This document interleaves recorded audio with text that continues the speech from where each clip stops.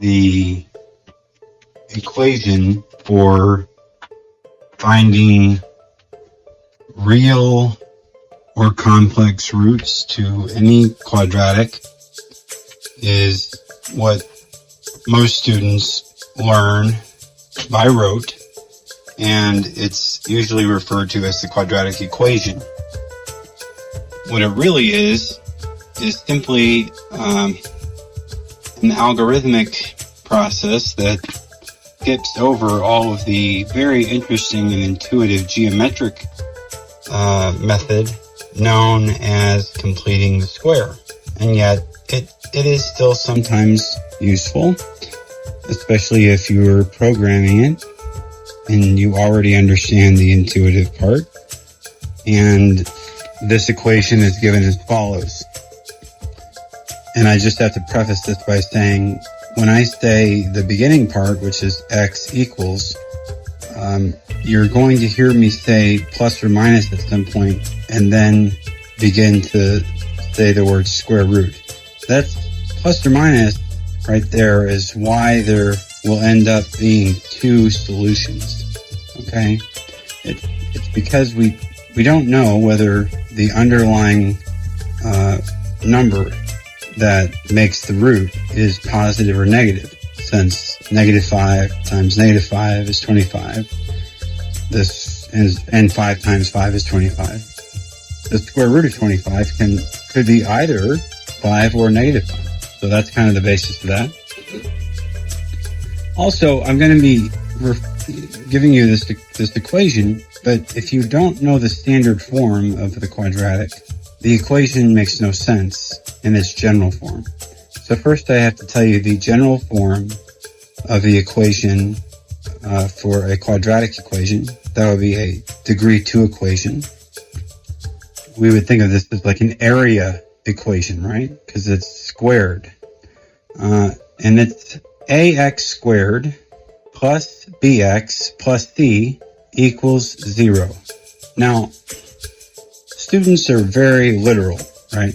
Literal meaning, if I said ax squared plus bx plus c, they're expecting that the bx and the c are always preceded by plus symbols. And I suppose you could do that, but you'll be writing plus and then a negative sign, because it's entirely possible that b and c are negative.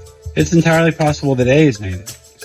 But nevertheless, it's ax squared plus bx plus c equals 0. So you have to get your equation in at least this form, which we call the standard form of a quadratic equation, or the general form. And then you kind of plug in your a, b, and c values where they go. Or if you are given an equation and you have to get it into this form, once you get it into this form, you'll be able to identify what integers or numbers or whatever are in the space where the a and the b and the c are. And remember to take their signs with them. Okay, with all that preamble out of the way, the quadratic equation is x equals negative b plus or minus the square root of b squared minus 4 times a times c. Now, everything I just said after x equals is the numerator. Okay, so there's a huge fraction bar underneath all that. Again, x equals negative b plus or minus the square root of b squared minus 4ac. Now, all of that is over a fraction bar, and underneath the fraction bar is 2 times a. Okay? Now, remember, the fraction bar means divide. So let me say this again.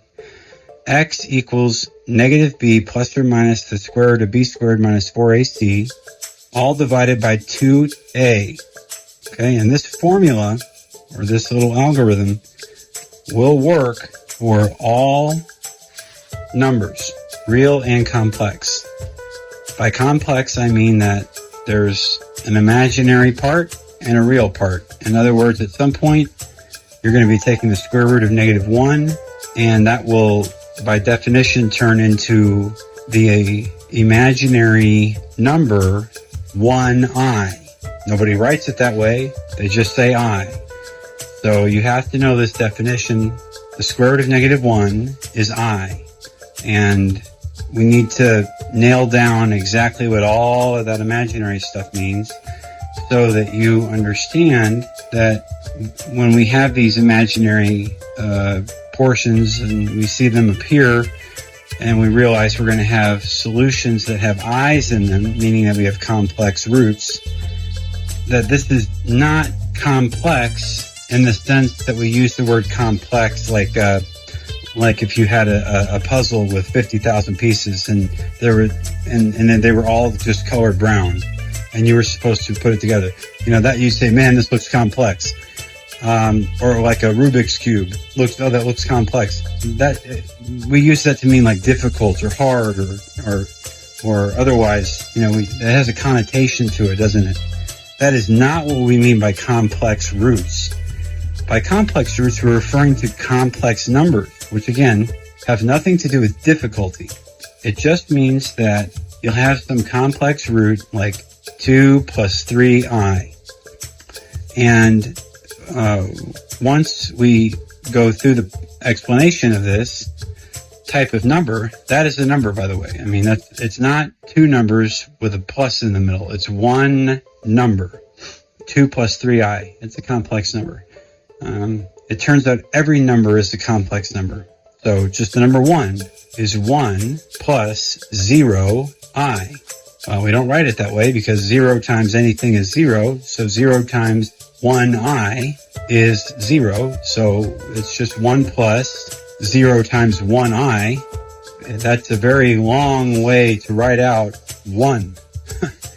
Since the only part that survives the multiplication by 0 is the real part, which is the integer 1.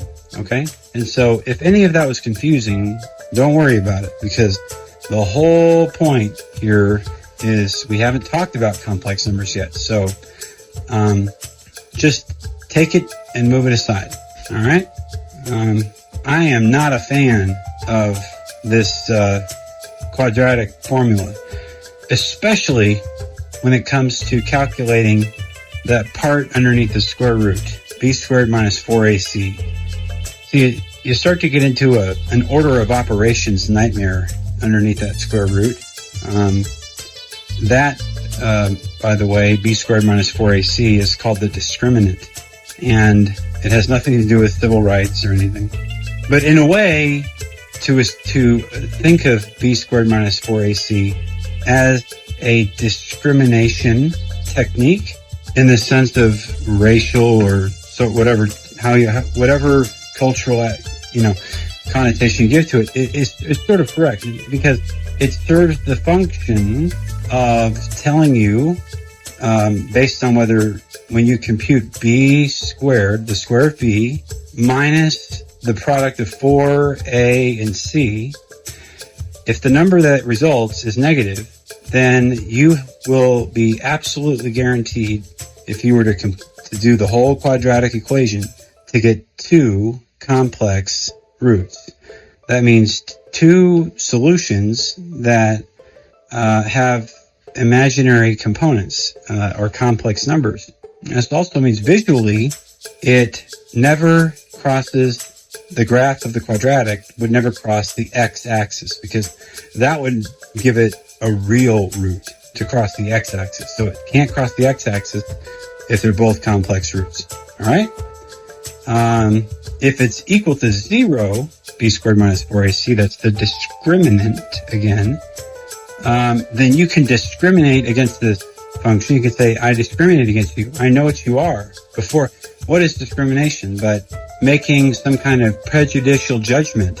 And think about the word prejudicial. Prejudgment. So before I even take the time to calculate, I'm going to cast upon you a prejudicial determination. I'm going to prejudge you. And so anyway, if b squared minus 4ac is equal to 0, then you still have 2 solutions. And all the textbooks in high school are wrong. when they say there's just one solution. That violates the fundamental theorem of algebra, which has about 10,000 different ways of saying what it is, but it basically says that if you have a quadratic equation, that's a degree 2 equation. There's the squared is the highest exponent, and so it's a degree 2 equation. That means by the fundamental theorem of algebra, there must be 2 roots. So what is this thing when it's b squared minus 4ac, this discriminant thing that sits underneath that square root symbol when it's 0? Well, it's actually, all of the textbooks will tell you you're wrong if you say there's 2 solutions. But that would be like saying that twins don't exist. There's just one person, okay? Because here's what's going on. If b squared minus 4ac is 0, that means that you have 2 identical solutions. We call that a double root, okay? So think of it like twins. They're identical. So, but there's still 2 of them, right? We would never look at 2 identical twins, and say, oh, there's just one person standing in front of me, okay? Exactly the same idea. Now, if b squared minus 4ac is positive, then you are guaranteed not to have any complex roots. No i's will appear. You definitely don't have a double root, okay? And by the way, a double root is real. So there's 2 real solutions. Both of them just happen to be exactly the same number. And the graph of the double root kind of looks like a ball bouncing off the ground. Okay, so the ball comes down and it's just going to tap the x-axis at one place. And wherever that is, you got to think of it as hitting it twice. Okay, because that's the double root. And then it bounces off. Okay, so it never dip below the x-axis. It just kind of bounces off the x-axis. That's that double root where b squared minus 4ac is 0. Okay, b squared minus 4ac greater than 0. You have 2 real solutions, okay? Now, remember, real numbers, they don't have to be whole numbers. That doesn't mean they have to be like really simple integers, single digit, 1, 2, 3, 4, 5 type numbers. They can be any real number, which means they could be irrational. One of the solutions might be pi. They can be rational. They'd be like fractions. You can write as a fraction. And they could be integers, which we denote as a set using the letter Z. They could be natural numbers, or I should say whole numbers would be the next biggest set, right? So positive numbers, including 0, where integers are all numbers that don't have a decimal point, but negative infinity or positive infinity. And then you got the whole numbers, which are 0, 1, 2, 3, etc., to positive infinity. And then you got the natural number set, which is just like the whole number set, but without 0. So you start with 1, 2, 3. There's no guarantee that a discriminant that is positive will give you some simple natural whole or integer number. Okay, it could be pretty ugly looking, but that's what that means. The reason I am not a fan at all of this is because everything we're talking about here makes absolutely no sense if the only thing you ever do is learn this formula. But all of it makes tons of sense if you learn to solve quadratics using the completing the square method, and by learning how to manipulate the quadratic form from standard form to a form called vertex form. And completing the square helps you do that. While you're doing the completing the square procedure, you will get to a point where if you stopped right there and just moved one number around to the other side of the equal sign, you'd have the vertex form of the equation. So I much prefer to teach quadratics using the completing the square method, because it can be taught to someone who is maybe 5 or 6 years old, because it's entirely geometric. It's something you can draw and literally use construction paper, and you could do it like that. It's beautiful in its simplicity, and it was discovered as a method of solving these quadratics by Leonardo da Vinci and his teacher, his math teacher. So it's beautiful. It's because it's Leonardo da Vinci, it's beautiful in addition to being educational and, in my opinion, far more